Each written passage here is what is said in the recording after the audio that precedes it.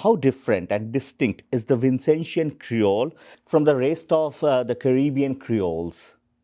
I welcome this opportunity to establish some language linguistic context to the formation of what we speak in St. Vincent and the Grenadines.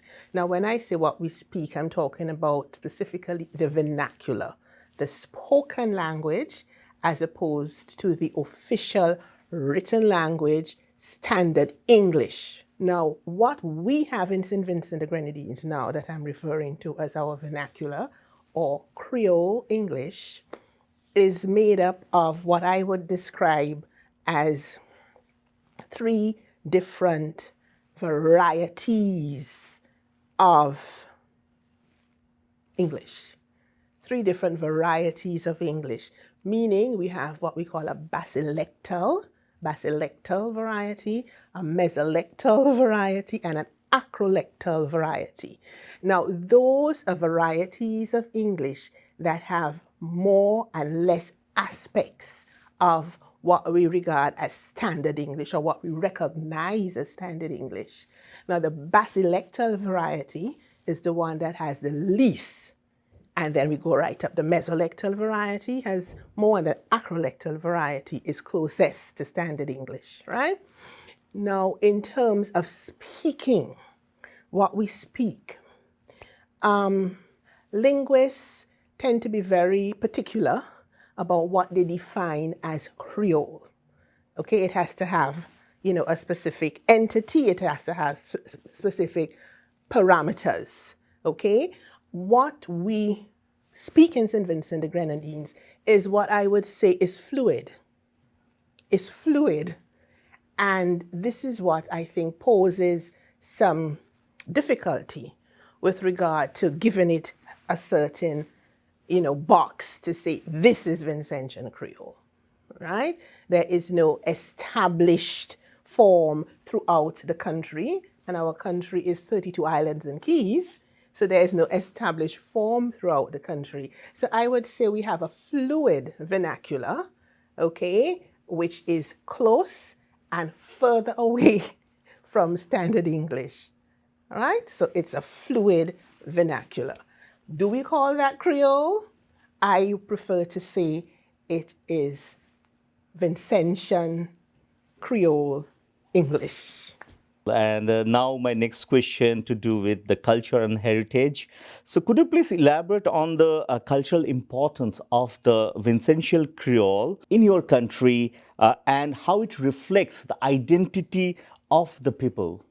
Okay, well, I think as Vincentians, we all understand each other. We all understand what we say and what we speak. All right? And of course, because we are able to understand and communicate, we are reflecting our identity, who we are. The fact that we can communicate with one another means that we, okay? However, as I said, standard English, that is the official language of St. Vincent and the Grenadines, and it is the language of education and the language of government. So standard English is what we teach in schools, is our mode of examination, and what have you. Now,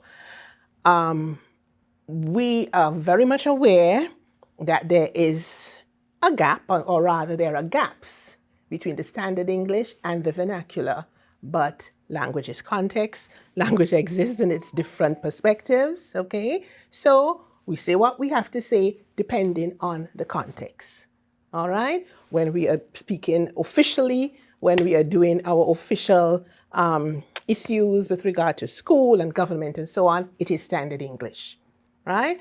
When we are, speaking one-to-one in different contexts, we use whichever variety is most comfortable. Now, we can probably take one example. So you say maybe the students in school. What language do we use when we are teaching our students in school?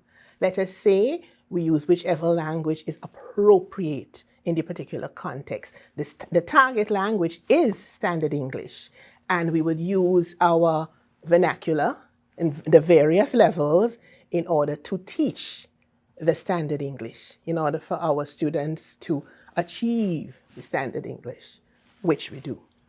So now there is a lot of talks in the Caribbeans about preserving Creole as a heritage. What initiatives are currently in place to promote and preserve Creole in your country and the broader Caribbean? Okay, let me speak about the broader Caribbean before I speak about St. Vincent and the Grenadines. For example, there is a French based Creole in St. Lucia and in Dominica, I think.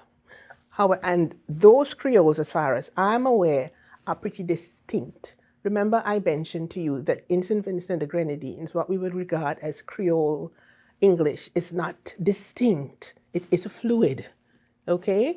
Whereas what I understand is that in St. Lucia, their French based Creole is distinct. Now, when you have a distinct structure like that, preserving it and working with it, is much easier than we would have in St. Vincent the Grenadines, where I still maintain that our vernacular, our Creole English is fluid. So there is no, as far as I'm aware, there is no specific initiative to preserve that vernacular as such. We are just in a position, I think, where as Vincentians, we recognize that our vernacular, what we speak throughout the country. Remember, I pointed out to you that there are different varieties of it, the basilectal, the mesolectal, the acrolectal. There are different varieties of it. We just recognize its origin. We recognize why we speak, the way we speak. We understand what it says about our cultural heritage and our cultural evolution.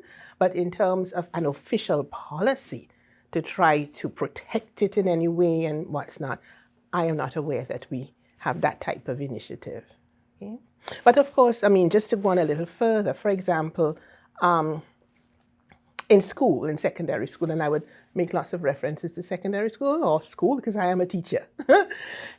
When you teach, for example, short story, you encourage the writers, we encourage our students when they are writing about dialogue between characters, use the language which would be most representative and most realistic for the characters. And that language that would be most representative of the characters is not standard English. It would be the Creole English, it would be the vernacular and whatever. So we allow them to recognize language in context and use it appropriately. What role do you see the Creole in your country playing in the future language education in the region, Caribbean region? As it is now throughout the region, and as I say, I can distinctly say there is going to be there, and there is a difference between the French Creole and our, English Creole or Creole English, which is more exact. Creole English in the sense that it's born in the Caribbean and it has its various types of areas of input, different cultures, different language. Going forward, where Creole English is concerned, I know way back in the 70s, 80s, there were some efforts in Jamaica to have some sort of standardized format to using this English for teaching, or rather using this Creole for teaching in schools and what have you. There were efforts towards that because I do feel that maybe there is more specificity to the Creole English in Jamaica, for example. But I really can't speak much about that in terms of where that has gone. And I keep saying part of the problem that we have with Creole English is its fluidity. It is still fluid because we haven't had that kind of standardization as yet. I think some years ago, French Creole, there were some efforts to translate different books, I think the Bible and different things into French Creole and what have you. I think some work has been done with the Bible, with Creole English and so on. But as I say, because of the lack of standardization or because of fluidity, okay, that kind of project is still ongoing. And that's how small our country is. And Yeah, so, that's really, I mean, yeah. amazing, fascinating.